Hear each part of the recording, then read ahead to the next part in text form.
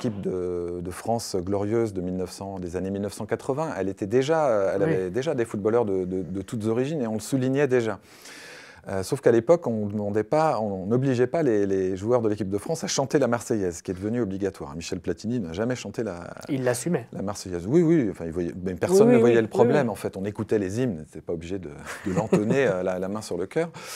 Il y a aussi une sorte de refus de voir des jeunes de banlieue, des jeunes issus de milieux populaires en tout cas, accéder à une grande richesse, c'est des transfuges de classe, mais illégitimes. Les autres transfuges de classe, ils ont fait Sciences Po et s'ils ont monté des entreprises internationales, etc., cela, ça va.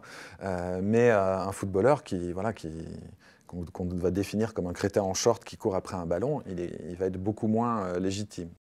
Une espèce de mépris de la gauche en général, la gauche intellectuelle, la gauche politique, pour le football, qui s'apparente à un mépris de classe, hein, quand même, c'est à souligner.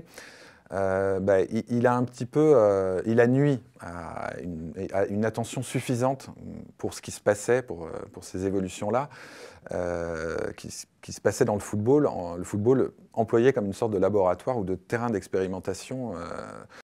La vidéosurveillance avec des caméras haute définition, on a connu ça dès les années 90, par exemple. La reconnaissance faciale aujourd'hui ? Aujourd'hui, la reconnaissance faciale, on a des législations un peu d'exception qui ont été adoptées pour la surveillance algorithmique dans le cadre des Jeux Olympiques de Paris 2024. Ça a été testé en catimini, c'est-à-dire en toute illégalité dans certains stades, notamment à Metz, parce que c'est effectivement des formidables terrains pour les technologies du maintien de l'ordre et de la surveillance. C'est des spectacles de masse, vous avez 20 000, 30 000, 60 000 personnes qui viennent, etc.